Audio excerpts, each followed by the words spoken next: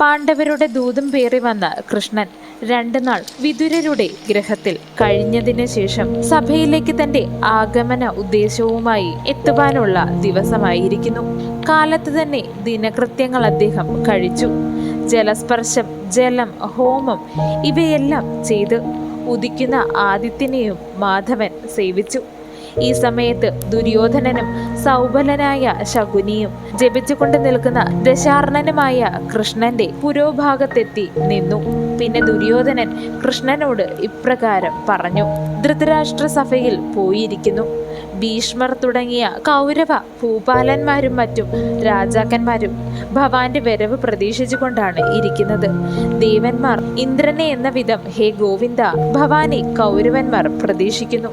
ഇങ്ങനെ കൃഷ്ണന്റെ നേരെ ഭംഗിയായ നല്ല വാക്കുകൾ പ്രശംസിച്ചുകൊണ്ട് സന്തോഷിപ്പിച്ചു ദുര്യോധനൻ. പിന്നെ സൂര്യൻ തെളിഞ്ഞു വിളങ്ങിയപ്പോൾ ജനാർദ്ദനൻ ബ്രാഹ്മണർക്കായി സ്വർണം, വസ്ത്രം, പശു, കുതിര എന്നിവയൊക്കെ ദാനം ചെയ്തു.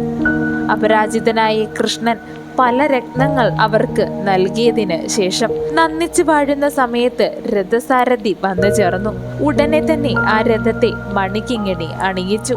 ശുചിയായി നിൽക്കുന്ന അശ്വങ്ങളെ പൂട്ടിയ തേരിൽ ദാരുകൻ, അതായത് കൃഷ്ണന്റെ സാരഥി, കൃഷ്ണന്റെ അരികിലേക്ക് കൊണ്ടുവന്നു. നല്ല മണിരത്നങ്ങൾ നിറഞ്ഞതായ ദിവ്യമായ രഥത്തെ കൊണ്ടുവന്നത് കണ്ട് ആ മഹാശയൻ കൗസ്തുഭമണി ചാർത്തി മഹത്തായ ശ്രീയോടുകൂടി ജ്വലിച്ച് ചുറ്റും കുരുക്കളോടുകൂടി നിൽക്കുന്ന കൃഷ്ണൻ തന്റെ തേരിൽ കയറി. സർവയാദവ നന്ദനനും സർവപ്രാണീകരനും സർവബുദ്ധിബോധവനുമായ കൃഷ്ണന്റെ പിറകെ ധർമ്മവിത്തമനായ വിതുരനും കയറി. വേറെ തേരിൽ ദുര്യോധനനും ശകുനിയും കയറി പരന്തപനായ കൃഷ്ണനെ പിന്തുടർന്നു. കൃഷ്ണന്റെ നാരായണീ സേനയുടെ തലവനാകുന്ന കൃതവർമ്മനും സാത്വികിയും മറ്റ് വൃഷ്ണീവീരന്മാരും കൃഷ്ണന്റെ പിൻപേ ആന, തേർ എന്നീ അകമ്പടിയോടുകൂടി പോയി. പൊന്നണിഞ്ഞ് നല്ല കുതിരകളെ കെട്ടിയ തേരുകൾ പ്രശോഭിച്ചു. ശ്രീമാനും ധീമാനുമാകുന്ന കൃഷ്ണൻ രാജഋഷികൾ സഞ്ചരിക്കുന്ന വൃത്തിയാക്കിയ മാർഗത്തിലൂടെ സഞ്ചരിച്ചു. കൃഷ്ണൻ യാത്ര ചെയ്തപ്പോൾ കാഹളങ്ങൾ വിളിച്ച്, ശംഖുകൾ വിളിച്ച്, വാദ്യങ്ങൾ ഘോഷിച്ചു.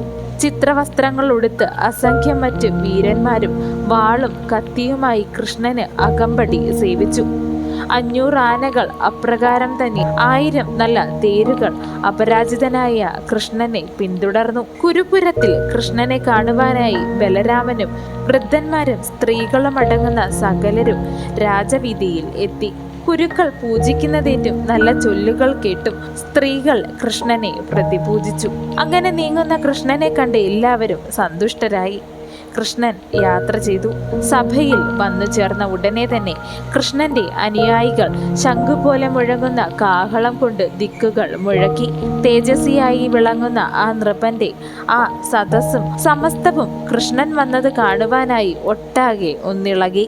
കൃഷ്ണൻ വന്നെത്തിയത് ഉടനെ തന്നെ രാജാക്കന്മാർ ഇടിവെട്ടുന്നത് പോലെയുള്ള രഥനിർഘോഷം കേട്ട് കോൾമയിൽ കൊണ്ടു. സഭാധാരത്തിൽ എത്തിയപ്പോൾ ശൗരിയായ കൃഷ്ണൻ തേർവിട്ട് ഇറങ്ങി.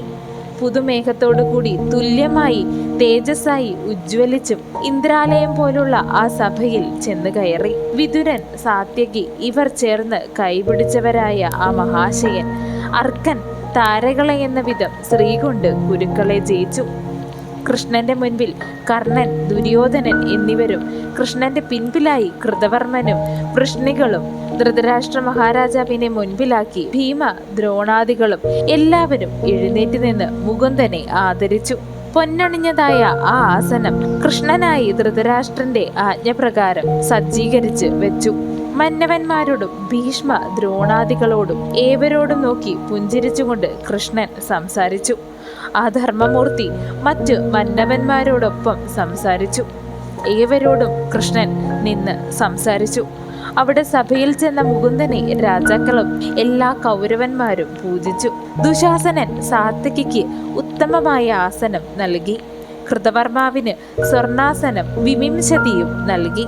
കർണനും ദുര്യോധനനും കൃഷ്ണന്റെ അരികിലായി ഏകാസനത്തിൽ ഇരുന്നു. ഗാന്ധാര രാജാവാകുന്ന ശകുനി ഗാന്ധാരന്മാരുടെ രക്ഷയിൽ പുത്രന്മാരോടുകൂടി ഇരുന്നു. വെള്ളത്തോൽ വിരിച്ച രത്നപീഠത്തിൽ മഹാദ്യുതിയായ വിതുരൻ കൃഷ്ണന്റെ പീഠത്തിന് തൊട്ടടുത്തായി ഇരുന്നു. വളരെ നേരം കൃഷ്ണനെ നോക്കിക്കൊണ്ടിരുന്ന രാജാക്കന്മാർ അമൃതിലെന്ന പോലെ സംതൃപ്തമായി വീണ്ടും വീണ്ടും കൃഷ്ണനെ നോക്കിയിരുന്നു. കായാമ്പു നിറമായ ദേഹത്തിൽ മഞ്ഞപ്പട്ട് ചാർത്തിയ ജനാർദ്ദനനെ പൊന്നിൽ പച്ചക്കല്ല് പോലെ സഭാമധ്യത്തിൽ വിളങ്ങുന്നതായി കണ്ടു. എല്ലാവരും ഗോവിന്ദനിൽ തന്നെ മനസ്സുകൊണ്ട് നിശബ്ദമായി ഇരുന്നു. ആ സഭ പൂർണ്ണ നിശബ്ദമായി തന്നെ ഇരുന്നു. കണ്ണിമ ചിമ്മാതെ ഏവരും കൃഷ്ണനെ തന്നെ ആ സഭയിൽ നോക്കിയിരുന്നു.